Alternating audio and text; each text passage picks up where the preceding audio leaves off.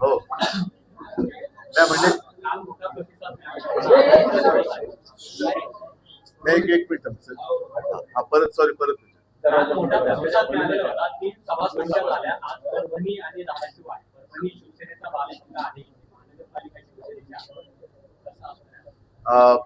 खरं म्हटलं तर या सभा नाहीच आहेत. मी कार्यकर्त्यांना भेटायला आलेलो आहे आणि महत्वाचा मुद्दा म्हणजे परभणीकरांना धन्यवाद पण द्यायचे, कारण त्यांनी महापूर दिलेला आहे शिवसेनेला. त्याच्यामुळे परभणीकरांना धन्यवाद पण द्यायचे आणि त्याच सोबतीनं तुम्ही बघत असाल की कालपासून ज्या माझ्या कार्यकर्त्यांच्या बैठका झाल्या त्यात मी कार्यकर्त्यांची आणि लोकसभेला ज्यांनी शिवसेनेच्या महाविकास आघाडीच्या खासदारांना मतदान करून विजयी केलं होतं त्या सगळ्यांची क्षमा मागण्यासाठी आलेलो. परंतु एका गोष्टीचा मला नक्की अभिमान आहे की काही गोष्टींना एक विचित्र पार्श्वभूमी असते. तशी विशेषतः परभणी आणि हिंगोलीमध्ये एक अशी आहे की इथून जे निवडून दिले जातात ते कालांतराने गद्दारी करतात, पण तरीही इथले शिवसैनिक आणि मतदार हे कायम शिवसेनेसोबत राहिलेले आहेत आणि मला खात्री आहे ते यापुढे सुद्धा राहतील.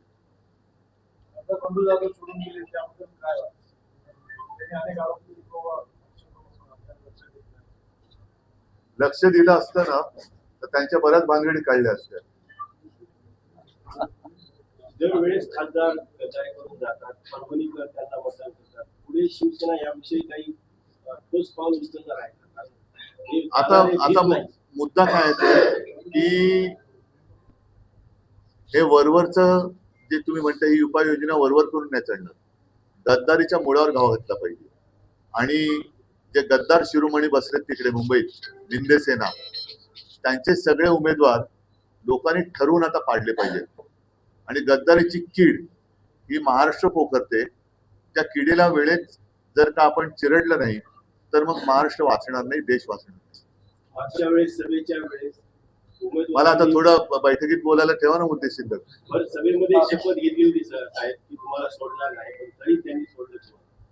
आता ज्यांनी शपथ घेतली त्यांना त्या शपथेचे चुकी म्हणजे काय शपथ मोडल्याचे दुष्परिणाम जी काय शक्ती आहे ती आम्ही फक्त आणि फक्त निधीसाठी पक्षांतर केलेला आहे. खाजगी प्रायव्हेट फंड पक्षांतर ह्याच्यासाठी गेले की आम्हाला निधी भेटत. मग त्यांना निधीसाठीच ते गेलेत, खाजगी निधीसाठी. कारण जो निधी खासदार फंड म्हणून मिळतो त्याच्यापैकी किती खर्च झाला हे चॅनलच्याच माध्यमातून म्हणजे साहिल जोशी यांनी ते प्रकाशात आणले आणि तुम्ही सुद्धा त्या बातम्या दाखवल्यात. म्हणजे निधी जो मिळाला होता त्याच्यापैकी किती निधी कुठे खर्च झाला हा सगळा आहे. त्याच्यानंतर माझ्यासोबत आज अनिल देसाई आहेत, अरविंद सावंत हे तर लोकसभेचे आहेत. त्यांच्याकडे या सगळ्या खासदारांचा हजेरीपट आहे. किती वेळा तुम्ही आपल्या मतदारसंघाच्या विकासासाठी तिकडे तोंड उघडलं, किती वेळा तिथे संबंधित मंत्र्यांकडे किंवा इतर ठिकाणी जाऊन तुम्ही बोललात, विषय मांडलेत, याचा सगळा आढावा आहे. साहेब अंतर्गत गटबाजी सुद्धा कारण बोललं जात आहे. अंतर्गत गटबाजी ही मला तशी कुठे काय वाटत नाही, पण तशी ही प्रत्येक ठिकाणी दिसते. म्हणजे काल सूर्य मी म्हटलं की हे ऑपरेशन टायगर त्यांनी नाव दिलं, पण ऑपरेशन देवेंद्र आहे का? तर ही भाजपातली अंतर्गत गटबाजी सुद्धा त्याच्यामध्ये असू शकते की कोणाला तरी देवेंद्रला दिल्लीत येऊन द्यायचं नसेल. त्यांना असं वाटत असेल की देवेंद्र दिल्लीत आले तर त्यांच्या पंतप्रधान पदाची जी त्यांची संधी ती हुकेल म्हणून त्यांना इथेच गुंतवून ठेवायचं किंवा इथेच संपवून टाकायचं. म्हणून ही भाजपातली अंतर्गत गटबाजी सुद्धा असू शकते. विमान प्रवासानंतर आपली आणि देवेंद्रजीची प्रवासात विमान प्रवास सोबत झाला त्यातले त्या बोलण्यामध्ये जे काही ठरलं ते येत्या काही दिवसात कळेल. दुसरी एक बाब आहे की 14 ते 19 जे आहे ते भाजप महायुती सरकार होतं आणि आता जे आहे या काळामध्ये मराठवाड्यामध्ये पूर्ण असंतोष आहे. 14 ते 19 मध्ये मराठा आरक्षण असेल, आता या काळामध्ये संतोष देशमुख पूर प्रकरण असेल किंवा आता हे खासदार फुटीनंतर मराठवाड्याच्या विकासाची काहीच होत नाही. या महायुतीच्या काळामध्ये जेवढं होईल तेवढं मराठवाड्यावर अन्याय आणि असंतोष कसा राहील? बघा, मी तसं बघितलं तर देशातल्या कोणत्या राज्यामध्ये संतोष आहे?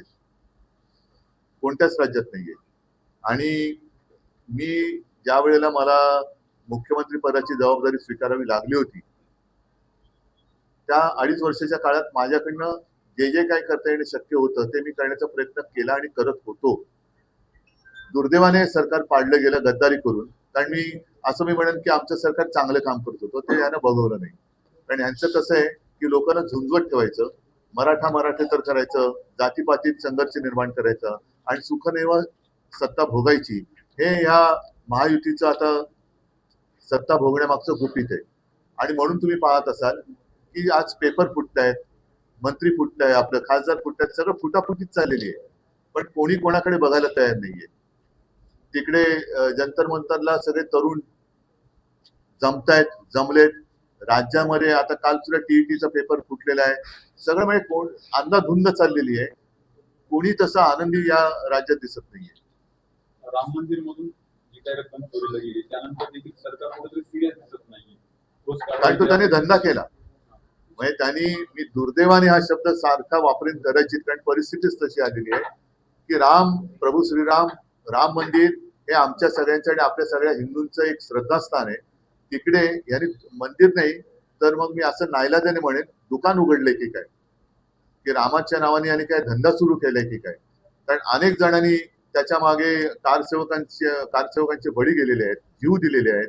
अनेकांना तिकडे जो काही बेसुमार लाठीमार वगैरे झाला होता, गोधरा हत्याकांड झालं, अहमदाबाद झालं, हे सगळं जे काही घडलं ते कशासाठी घडलं, तर तिकडे एक पवित्र राम मंदिर उभं राहावं, प्रभू श्रीरामचंद्राची जी जन्मभूमी आहे तिकडे अभिमान वाटावा असं मंदिर उभं राहावं. पण त्या मंदिराच्या आडून जे काहींचे धंदे चालले ते अत्यंत घृणास्पद आहे. आणि मला असं वाटतं की मंदिर वही बनाएंगे, आता त्याचा अर्थ कळतोय की कशासाठी यांना मंदिर बनवायचं होतं. आम्हाला ते श्रद्धेसाठी बनवायचं होतं. आणि काल सुद्धा मी त्याचा ओझरता उल्लेख केला की स्वतः शिवसेना प्रमुखांनी सुद्धा दौरे केले. ते शिलापूजन संभाजीनगरमध्ये केलेलं मराठवाड्यात, तेव्हा प्रमोद महाजन सोबत होते, इतर सगळे सोबत होते. एक भारावलेला तो काळ होता. त्याच्यानंतर 92-93 साल हे जे काय घडलं, मुंबईमध्ये दंगली घडल्या, बॉम्बस्फोट झाले, हे सगळं लोकांनी का भोगलं, मग कशासाठी भोगलं होतं. तर हे सगळे हिंदू विसरू शकत नाही. आणि ही हिंदुत्वाची गद्दारी आहे. मी सातत्याने जे सांगतोय की नुसती ही तर वरवरची झाली, आमदार खासदार फोडणं ही गद्दारी, त्याचा फडशा काय पाडायचं तो मतदार पाडतील. पण राम मंदिरामधनं जे काय दानपेटीतनं किंवा इतर काही जी काही चोरी चालली आणि त्याचे जे काही मामले उघडकीस येत आहेत ते बघितल्यानंतर ही हिंदूंशी केलेली गद्दारी आहे, हिंदुत्वाशी केलेली गद्दारी आहे. नीट परीक्षेचा पेपर फुटला, त्यानंतर सीईटीचा फुटला. आता नीटचा पेपर फुटल्यानंतर ऐका नीटचा पेपर फुटल्यानंतर केंद्रस्थान कुठे होतं? महाराष्ट्रामध्ये. म्हणजे ही लाजिरवाणी गोष्ट आहे, लाजिरवाणी गोष्ट आहे. आणि हे सगळेच्या सगळे जे पकडले गेले ते जे काही मी तुमच्याच माध्यमातून ऐकलं, पाहिलं, वाचलं, हे कोणत्या परिवाराशी संबंधित होते, काय झालं, त्यांची आता नावं पण कोणाला माहिती नाहीयेत, नावं पण विसरले. पुढे काय केलं, त्यांच्यावरती कारवाई म्हणून काय केलं, नुसतं आतमध्ये टाकले. पण मला 100% माहिती आहे की ते एका विशिष्ट परिवाराशी जर ते संबंधित असतील, जे मी प्रसार माध्यमातून पाहिलं आणि वाचलं, तर हे विनासाहेब बाहेर पडतील आणि पुन्हा हे पेपर फोडायला मोकळे. काल टीईटीचा पेपर तर 1.5 कोटीला विकला जाणार होता, ठाणे जिल्ह्यात फुटला. आता ठाणे जिल्हा काय तुम्ही करणार? कुठे पेपर फुटतायत, मंत्री कुठे आहेत, खासदार फोडतायत. महाविकास आघाडीमध्ये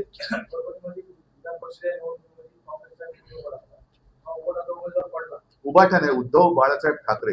कारण ज्यांच्या घशात बाठा अडकतो बाळासाहेबांचं नाव घ्यायला ते उबाठा म्हणतात. तर ते उद्धव बाळासाहेब ठाकरे, बाळासाहेब हे नाव असं घेऊ शकत नाहीत.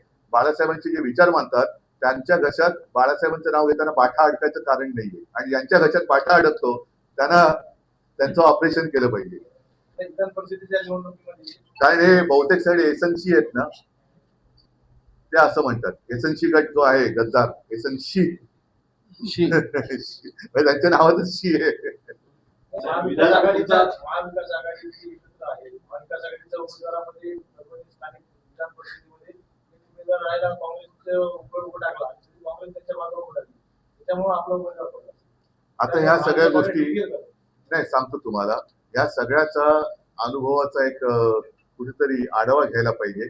आणि मी एक 15-20 दिवसापूर्वी इंडिया आघाडीची बैठक झाली त्याच्यामध्ये मी आणि संजय राऊत ऑनलाईन उपस्थित होतो.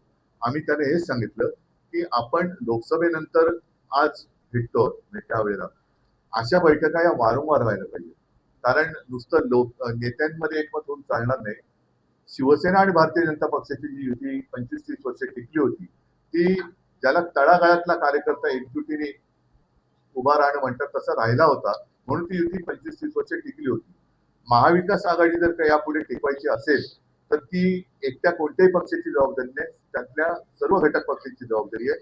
मग त्याच्यात आम्हीही आलो, काँग्रेस, राष्ट्रवादी सगळेच आले. तर त्यांनी नुसतं नेत्यांनीच नव्हे तर स्थानिक पातळीवर सुद्धा ही एक वाक्यता होणं गरजेचं आहे. विमान प्रवासाची चर्चा अजूनही सुरू आहे. काल एकनाथ शिंदे असं म्हणाले की विमानापेक्षा विमान महत्त्वाचं आहे. असं बेईमान म्हणतोय. देवेंद्र फडणवीस यांना माहिती आहे की उद्धव ठाकरे कसे आहेत. आणि बेईमान कसं आहे ते पण माहिती. जो शिवसेनेशी इमान राखू शकत नाही तो देवेंद्र फडणवीसाची पण राखणार नाही हेही त्यांना माहिती आहे. आता झालेल्या विधान परिषद निवडणुकीमध्ये जरी काँग्रेस विरोधात असली तरी देखील आमदार राहुल पाटील यांनी धुळाधूळ केली होती. पण ऐनवेळी खासदार जाधव यांनी काही मतं वळवल्याची चर्चा. त्यामुळे आपल्याच उमेदवाराला आपल्याच पक्षात आता चर्चा म्हणजे काय ते सिद्धच झालं ना. कर्जमाफी आणि या आपण दिलेले आपल्या सरकारने दिलेली कर्जमाफी आणि आता त्यांनी दिलेली कर्जमाफी पहिलं म्हणजे शब्दात फरक आहे. मी कर्जमुक्ती दिली होती आणि कर्जमाफी म्हटले, कारण मी माफी शब्द शेतकऱ्यांसाठी वापरू शकत नाही. माफी ही गुन्हेगाराला दिली जाते, शेतकऱ्याला नाही. शेतकरी हा आपला अन्नदाता आहे, त्याच्यामुळे त्याचं जे एक ऋण आहे आपल्यावर त्यातून आपण मुक्त होऊ शकत नाही. या भावनेतनं मी केलेली ती कर्जमुक्ती होती.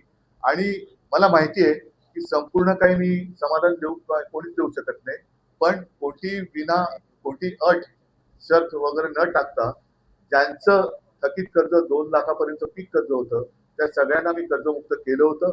आपण सगळे त्याला साक्ष आहात. 2च वेळा फक्त ते आपले सेवा केंद्र का काय आहे तिकडे गेल्यानंतर ती केल्यानंतर थेट त्याच्या खात्यात पैसे गोळा झाले होते. नाईलाजाने काय झालं की करोना सुरू झाला आणि नियमित कर्ज परतफेड करणारे जे शेतकरी होते त्यांना आम्ही प्रोत्साहनपर 50,000 रुपये जे देणं जाहीर केलं होतं ते देऊ शकलो नव्हतो. ते द्यायला सुरुवात केली आणि आमचं सरकार पाडलं गेलं. मंत्री चंद्रकांत पाटलांनी विश्वास नांगरे पाटील शाखेमध्ये जावं असं आवाहन केलं आहे.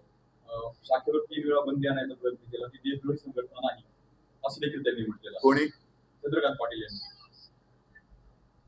विश्वास नांगरे पाटील गेले होते. चंद्रकांत पाटील यांनी विश्वास नांगरे यांचं समर्थन केलं आहे शाखेमध्ये जाण्याचं. हे करताना त्यांनी असं सांगितलं की संघावर 3 वेळा बंदी आणायचा प्रयत्न केला की देशद्रोही संघटना नाही, नागरिकांनी शाखेमध्ये जावं. पण मग नांगरे पाटलांनी शिवसेनेच्याही शाखेत यावं.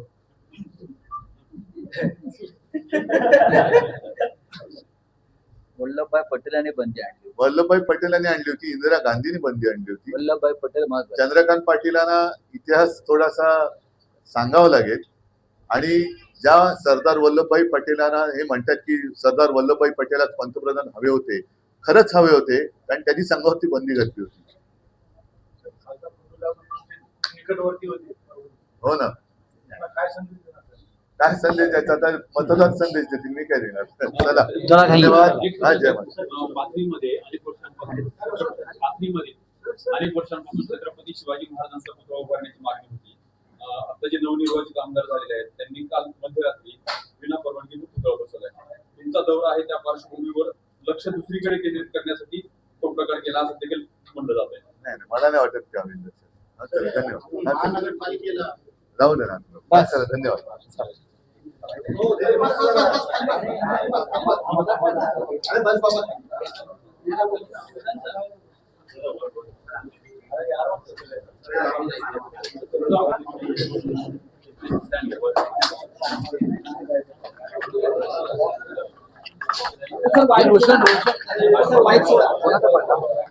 बघितलं थोडक्यात बोलण्याचा मी प्रयत्न करेन. मला माहीत असेल की 2 जूनला सरकारकडनं एक कर्जमाफीचा जी.आर. हा काढण्यात आला. त्यासाठी शेतकऱ्यांनी खूप मोठं आंदोलन 6-7 महिन्यापूर्वी केलं होतं. अनेक शेतकरी नेते रस्त्यावर उतरले होते. एकजूट जेव्हा होते तेव्हा सरकारला नरमावं लागतं, झुकावं लागतं. आणि मग सरकारने मान्य केलं की काय हरकत नाही, आम्ही जून महिन्यामध्ये कर्जमाफी करू. आम्ही अभिनंदन केलं, आभार व्यक्त केले आणि आम्ही म्हणालो की आम्ही वाट बघतोय जी.आरची. 2 जूनला जी.आर. त्या जी.आरला नाहीतर त्या कर्जमाफीला पुण्यश्लोक अहिल्यादेवी होळकरांचं नाव दिलं, त्यासाठी सुद्धा सरकारचं अभिनंदन केलं. कारण पुण्यश्लोक अहिल्यादेवी होळकरांचं काम शेती विषयामध्ये खूप मोठं होतं, महिला सबलीकरणाच्या बाबतीत मोठं होतं, धार्मिक विस्तार करण्यामध्ये त्यांनी खूप मोठ्या प्रमाणात पुढाकार घेतला होता. सर्व समाजाला एकत्रित घेऊन त्या काळामध्ये त्यांनी राज्य केलं होतं. आज सुद्धा त्यांचं कार्याचं नाव घेतलं जातं आणि याच्या पुढे हजारो वर्ष ते नाव घेतलं जाणार. एवढ्या मोठ्या महामानवाचं नाव जर या योजनेला दिलं असेल आणि त्याच्यामध्ये अशा काही अटी टाकल्या की 70% शेतकऱ्यांवर अन्याय होणार असेल, तर मग आमचं हेच मत आलं की कुठंतरी एवढ्या मोठ्या महामानवाच्या नावाला सुद्धा सरकार कुठंतरी बदनाम करण्याचा प्रयत्न करते. कारण सरसकट कर्जमाफी व्हावी अशी आमच्या सगळ्यांची मागणी होती. पण दुर्दैव असं सरकारने ते मान्य न करता त्याच्यामध्ये 2 ते 3 अटी टाकल्या. आपल्या सर्वांना माहित असेल 2019ला कर्जमाफी झाली होती. त्याच्यामध्ये तुमच्यातले अनेक लोक त्या कर्जमाफीमध्ये बसले होते. तुमचे वडील, परिवारातले लोक त्याच्यामध्ये बसले असतील. 48 लाख शेतकऱ्यांनी कर्जमाफीचा लाभ घेतला होता. त्यात 14 लाख शेतकरी हे रेग्युलर होते आणि राहिलेले जे 34 लाख होते ते सर्व हे कुठेतरी इरेग्युलर, नाहीतर त्यांचं कर्ज हे थकीत होतं असे शेतकरी होते. आता या जी.आर. मध्ये सरकारने काय अट घातली तर 2019 मध्ये ज्या शेतकऱ्यांनी कर्जमाफीचा लाभ घेतला त्या शेतकऱ्याला जास्तीत जास्त 50,000 रुपयेपर्यंतची कर्जमाफी तिथं होणार. आणि 50,000च्या पुढे तुमचं कर्ज असेल, समजा 2 लाख कर्ज असेल तर तुम्हाला 1.5 लाख भरायचे, मग 50,000 मिळणार.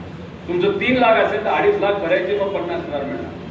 पण सरकार काय बोलतं, ही कर्जमाफी 2 लाखाची, बरोबर का नाही?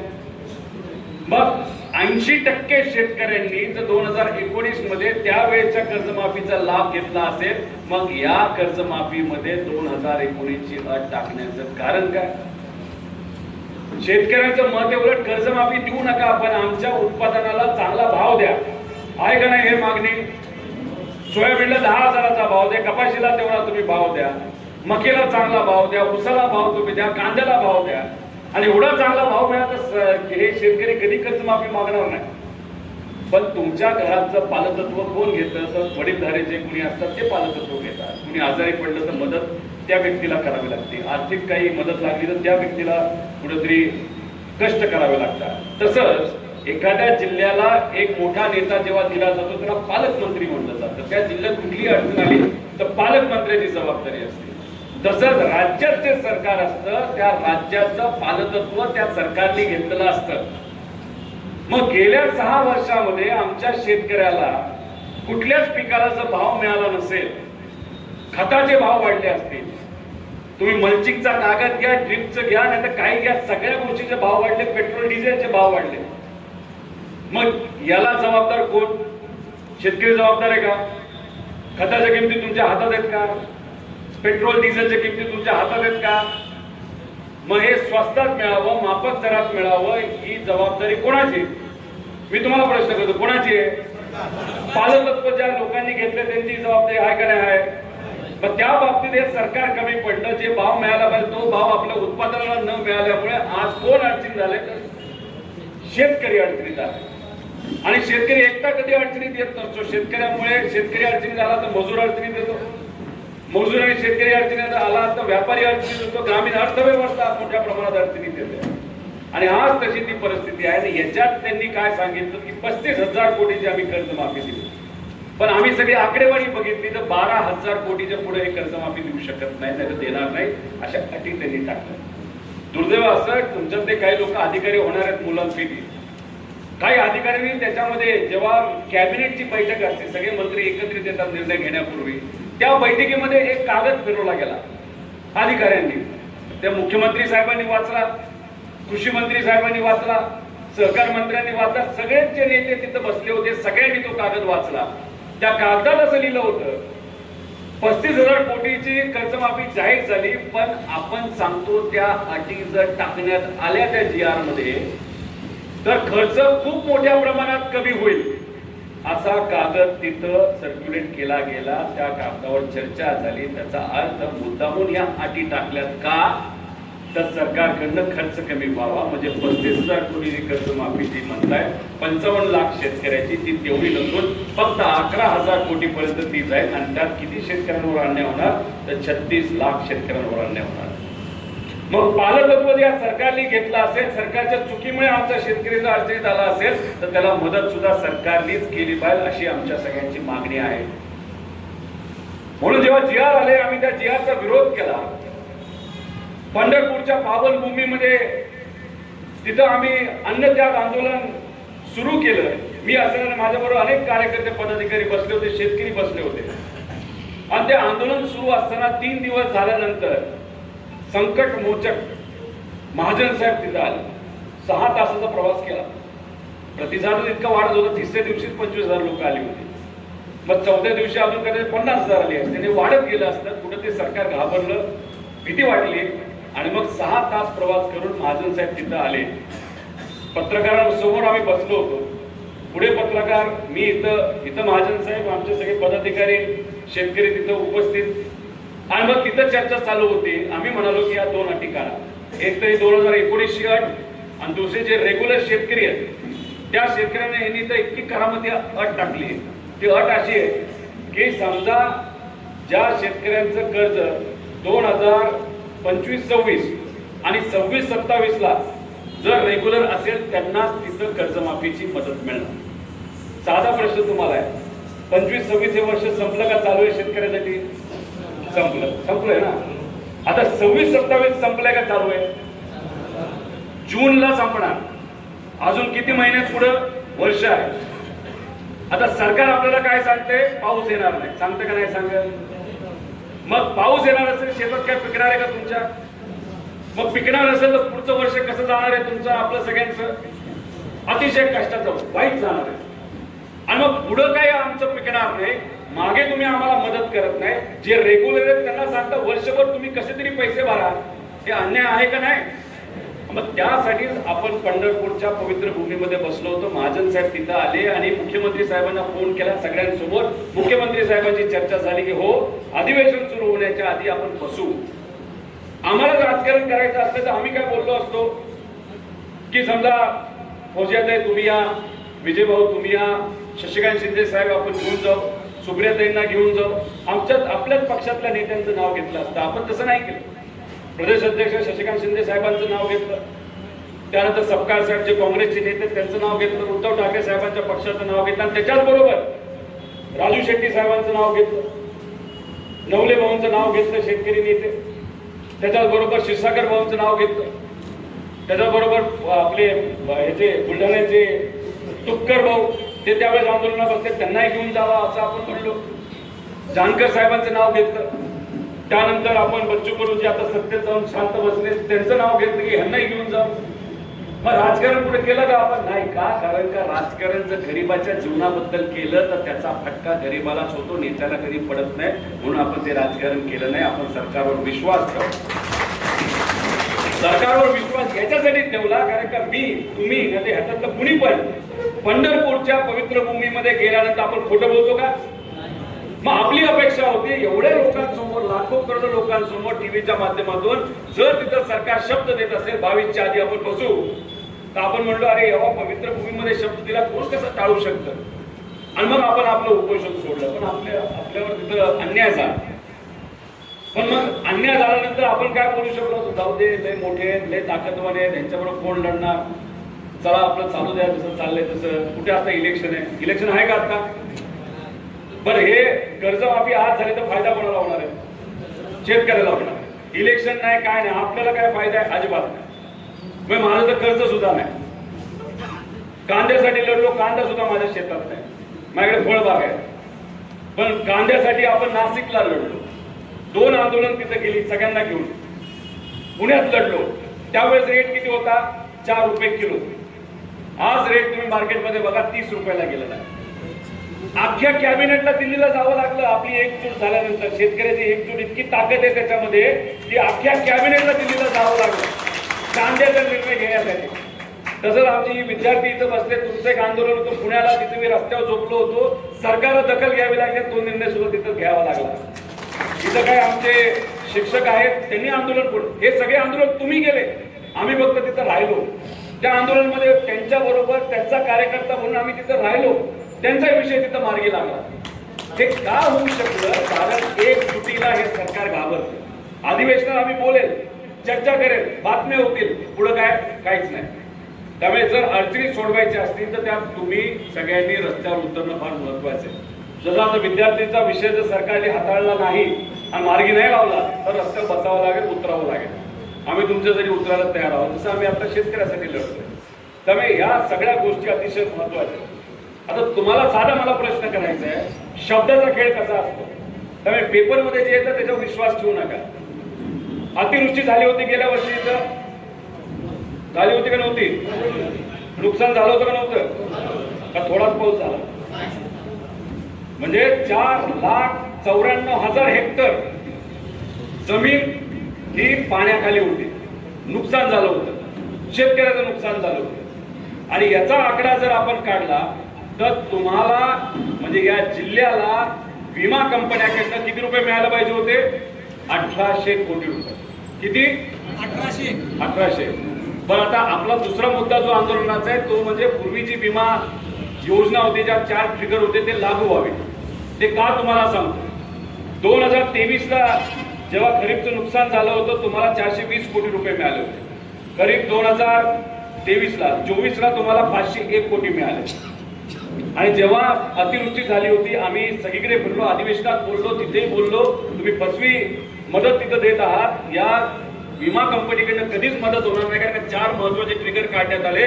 तुमच्या जिल्ह्याला जिथं 1,800 कोटी रुपये मिळायला पाहिजे होते, तुमच्या जिल्ह्याला किती रुपये आले? 145 कोटी रुपये. म्हणजे 1,800 कोटी आणि 145 कोटी. आता हे नुकसान झालं कोणाचं सांगा? नेत्याचं झालं का? सरकारचं झालं का? अधिकाऱ्याचं झालं का? घर वाहून गेलं असेल तर कोणाचं गेलं? माती वाहून गेली असेल तर कोणाची गेली? त्या जनावर वाहून गेली असतील तर कोणाची गेली असतील? तुमचीच गेली ना. मग तुम्हाचं पालकत्व जर सरकारने घेतलं असेल तर तुम्हाला न्याय देण्याची जबाबदारी सुद्धा सरकारची, आणि सरकार जर न्याय देत नसेल तर मग तुम्हा आपल्या सगळ्यांना आपल्या हक्कासाठी रस्त्यावर उतरल्याशिवाय पर्याय नाही का? कारण की कदाचित नेता म्हणू शकतो, नाहीतर एखादा अधिकारी म्हणू शकतो, नाहीतर नेता या पक्षातून दुसऱ्या पक्षात जाऊ शकतो, त्याचं आपलं बरं चालू शकतं. पण तुम्हाला एखादं वर्ष अडचणीचं आलं, अख्खा परिवार तुमचा आर्थिक दृष्टिकोनातून अडचणीत येऊ शकतो. फी द्यायला पैसा नसेल तर शिक्षण कोणाचं थांबतं? कोणाचं थांबतं? तुमचंच थांबतं ना. जर समजा आरोग्य सेवा देण्यासाठी चांगल्या हॉस्पिटलमध्ये जाऊन तिथं मदत मिळावी, नाही तर खर्च करण्यासाठी तुमच्याकडे पैसे नसतील तर एखादा व्यक्ती दगावला तर कोणाचा दगावणार आहे? सांत्वन करण्यासाठी नेते येतील. म्हणून तुम्हाला सांगतोय, लढायचं असेल तर आज आपल्याला लढावं लागेल, आपल्यासाठी लढावं लागेल, एकत्रित यावं लागेल. आणि त्या अनुषंगाने 29 तारखेला शेतकऱ्यांसाठी आपण एक खूप मोठं आंदोलन छत्रपती संभाजीनगरमध्ये, काय होते चौकाचं? केम्ब्रिज चौक. आजल्या लोकांपुढे आले वाटतं. केम्ब्रिज चौकामध्ये आपण करणार आहोत. हे तुमचं आंदोलन आहे. आता अधिवेशन आमचं चालू आहे, मी घरी बसू शकतो, आज शनिवार असेल, मुलं घरी असतील, पण तसं न करता हे आंदोलन आपल्यासाठी का महत्वाचं आहे? येणारं वर्ष हे तुमच्या सर्वांसाठी कठीण आहे. त्यामुळे अडचणी आधीच्या जर आपण सोडवल्या नाही तर पुढचं वर्ष आपल्याला फार कठीण जाऊ शकतं. आणि हे आंदोलन 29 तारखेला सकाळी जेव्हा मुंबईमध्ये अधिवेशन सुरू असेल, आम्ही इथं रस्त्यावर बसलो असतो. कुठं? केम्ब्रिज चौकामध्ये, छत्रपती संभाजीनगरमध्ये. कोणासाठी? शेतकऱ्यासाठी. आणि हा लढा त्याच्यासाठी आहे. त्यामुळे मी एवढंच सांगण्यासाठी आपल्याकडे आलो होतो की या लढ्यामध्ये तुम्ही सर्वांनी तिथं साथ द्यावी. सरकार कसं मस्त काम करतं बघा. आपण आपल्या हक्कासाठी लढतो, मागे लागतो, प्रयत्न करतो. आता मला काही शक्तीपीठ मार्गाचे लोक भेटले, ते म्हणले आम्हाला नकोच आहे. कोणालाच नको आहे, महाराष्ट्रालाच नको आहे. साधं करायची मुलं जरा हुशार नसतात, मागचे अधिकारी होणार आहेत तुम्ही पुढं. उत्तर प्रदेशमध्ये नितीन गडकरी साहेब कुठल्या पक्षाचे? कमळ. कुठल्या विभागाचे ते मंत्री आहेत? National highway. उत्तर प्रदेशमध्ये एक त्यांनी नॅशनल हायवे केलाय 8 पदरी. शेतकऱ्याला किती रुपये दिले हे मी नंतर सांगेल, पण तो रस्ता बनवायला 8 पदरी प्रति किलोमीटर त्यांना खर्च आला नॅशनल हायवेला 45 कोटी रुपये. आता शक्तीपीठ मार्ग आहे, त्याचा विरोध कोण कोण करते त्याने हात वर करा, तुम्ही आहे का? शक्तीपीठ मार्ग जो बनतोय ना आपलं महाराष्ट्र सरकारकडनं, तो किती पदरी आहे? 6. पण 6 पदरी मोठा का 8 पदरी मोठा? 8 पदरी. मग खर्च कोणाचा जास्त बाहेर आणि कमी बाहेर? 8 पदरीचा जास्त बाहेर. म्हणजे उत्तर प्रदेशमध्ये गडकरी साहेबांनी केला तो महाग असावा आणि महाराष्ट्रात जो केला जातोय तो कमी असावा. हा रस्ता प्रति किलोमीटर किती रुपयात होतो माहिती का? 95 कोटी रुपये. नाही, 127 वरचा जो भाग आहे तो शेतकऱ्याचा अमाऊंट आहे. भूसंपादनाचा पैसा त्याच्यात येतो. मी फक्त बांधण्याचा खर्च म्हणतो. म्हणजे 50 कोटी रुपये प्रति किलोमीटर. रस्ता फक्त 800 किलोमीटरचा आहे. 40,000 कोटी रुपयाचा भ्रष्टाचार. मी तर म्हणतो रस्ता अडवा, आणि तुम्हाला अडवण्याच्या वेळेस आंदोलन करायचं तेव्हा आम्हाला बोला, आम्ही तिथे येतो. त्यांना म्हणून रस्ता कॅन्सल करा. तुम्ही मला सांगा परभणीमधून किती किलोमीटर रस्ता जातो सांगा? किती? 60 गुणिले 50 किती येतात? 3,000 कोटी. तुम्ही म्हणा आम्हाला रस्ता नको, आम्हाला शेतीसाठी पाणी द्या, काय हरकत आहे? चालते का नाही? 3,000 कोटी द्या आम्हाला, पाणी कुठूनही तुम्ही आणा, तो पैसा सगळा आमच्या शेतीसाठी तरी वापरा, नाही तर आम्हाला चांगलं हॉस्पिटल तरी बांधा, चांगली शाळा तरी बांधा, नाही तर आम्हाला चांगलं तिथं लायब्ररी तरी बांधा. बरोबर आहे का नाही? बरोबर. जरूरतच नाही ना त्याची. आता तुम्ही मला सांगा, बाजूला जर दुसरा रस्ता असेल, त्या रस्त्यावर समजा आता 30% फक्त ट्रॅफिक असेल, तर नवीन रस्ता करायचं कारण आहे का? जर घरामध्ये पैसे नसतील आणि तुमच्या मुलीचं शिक्षण महत्वाचं असेल आणि त्यात तुम्हाला स्वप्नात वाटलं की 4 चाकी गाडी घ्यायची, पैसेच नसतील तर तुम्ही शिक्षणाला महत्व द्याल का 4 चाकी गाडीला द्याल? सरकारचं काय चाललंय? शिक्षण करू नको पण 4 चाकी गाडी घे, असा प्रयत्न या सरकारचा चालला. आणि हा ते भ्रष्टाचार चालले. आता हे काय खासदार असेच केलेले नाही, तुमचं गेला गेला काय? 60 कोटी ते 95 कोटीचा रेट काढ खासदाराचा. किती मोजतोय काय? त्यांनाही बराच वेळ लागला असेल मोजायला. हे पैसे येतात कुठून? या भ्रष्टाचारातून येतात. आणि हा तुमचा पैसा, आपला पैसा जो खरं तिजोरीमध्ये, आपल्या हक्काच्या तिजोरीमध्ये, या सरकारच्या तिजोरीमध्ये अशा पद्धतीने वापरला जातो आणि याच्यात अन्याय होतो आपल्या सर्वांना. आणि मध्येच एक योजना काढतात, लाडकी बहीण योजना. ती पण 2.5 कोटी महिलांना ऍडव्हान्स मध्ये पैसे दिले. महिलांना समजू शकतो, त्यांना आनंद झाला असेल, 1500 रुपये महिन्याला यायला लागले. पण दुसऱ्या बाजूला त्यांचा मुलगा बेरोजगार आहे, त्यांची मुलगी बेरोजगार आहे, शिक्षणाला स्कॉलरशिप वेळेवर मिळत नाही, परीक्षा वेळेवर घेतल्या जात नाही, त्यात भ्रष्टाचार होतोय. हे मात्र त्या मौलीला त्यावेळेस कळलं नाही, पण आता कळलं. 2.5 कोटी महिलांपैकी किती नावं कमी झाली? 95 लाख कमी भेटतात. म्हणजे इलेक्शनच्या आधी दाखवायचे दात वेगळे, इलेक्शनच्या नंतर वेगळे. तसंच एक कर्जमाफीचं प्रकरण सुद्धा तसंच आहे. राजकीय दृष्टिकोनातून हो नका काळजी करू, आम्ही देतो आणि इलेक्शन झाल्यानंतर नाही आधी टाकावं लागतील, बघावं लागेल, करावं लागेल, असं आहे तसं आहे, असं हे सरकार तिथे चालतं. आणि म्हणून काही झालं तर 29 तारखेला मोठ्या संख्येने आपण या. किती वेळ लागतो तुमचा? कारण वेळ बसली या. एखाद्या नेत्याने जर गाडी घेतली तर अजून 5-6 लोक घ्या. मला माहित नाही त्या टपावर बसलं तर चालतं का नाही? आहे का? तिकीट घेता का? त्यामुळे जे करायचे करा, पण मोठ्या संख्येने तुम्ही काय लोकेशनचं नाव विसरलं, फक्त पुढच्या लोकांना कळतं, मागच्यांना कळलं. अहो मुलांना पण मला सांगायचंय, तुमच्या आई वडील सुद्धा शेतकरी आहेत, ही जी काय मदत आपण म्हणत आहोत. आता दुसरं एक विनंती, 100% माझ्या मतदारसंघामध्ये सुद्धा राहिले 2 वर्षाचे. त्यानंतर बाल संगोपन योजना त्याचे पैसे राहिलेले आहेत, विहिरीचे पैसे राहिलेले आहेत, बऱ्याच काही गाई गोठ्याचे पैसे राहिलेले आहेत. आणि त्यात आपल्याला मेकॅनिकल म्हणजे ट्रॅक्टर आणि अवजार मिळतात ना, त्याचे पैसे अजून केंद्र सरकारकडनं आलेले नाहीत. आपले हे जे आहेत ना, ते धान्य देणारे दुकानं काय म्हणतात त्याला, ते जे पैसे त्यांना दुर्दैवाने मिळालेले नाहीत. ते आपले सेवा केंद्र असतात ना, ही सेवा केंद्र, त्यांना जाऊन विचारा, वर्ष झाले त्यांचे पैसे तिथे मिळालेले नाहीत. एका बाजूला 1,40,000 कोटीचा तुम्ही रस्ता बनवता आणि दुसऱ्या बाजूला मात्र या सामान्य लोकांवर अन्याय करता. ही खरी बाजू या सरकारची आहे. आम्ही या शेतकऱ्यांच्या वतीने आपण लढूया. आणि लढून विजय 100% आपल्या सर्वांचा होईल. आणि कसं असतं की शेवटी प्रामाणिकपणे आपण लढलो तर लोकांचा पाठिंबा असतो. लातूरला एक शेतकरी होता, त्याचा एक व्हिडिओ माझ्यापाशी आला. दुर्दैव असं की एका बाजूला बैल होता आणि दुसऱ्या बाजूला त्यांची पत्नी होती, नांगर ओढलं जात होतं. वाईट दिसत होतं ते. आम्ही सोशल मीडियावर सरकारच्या विरोधात तिथे टाकलं. मीडियाने तो विषय उचलला आणि उचलल्यानंतर तो विषय इतका पेटला, सरकारला तिथं बैल द्यावा लागला. सुरुवातीला जो बैल दिला तो दिला आजारी, जशी कर्जमाफी ना आजारी तसा बैल दिला. आणि त्या बैलाला नीट करण्यासाठी त्या बिचाऱ्या शेतकऱ्याला पैसा नसताना सुद्धा मदत करावी लागेल. परत तो विषय आपण पुढे आणला आणि मग शेवटी त्यांनी कुठला तरी चांगला बैल आणला आणि तिथं देऊन टाकला.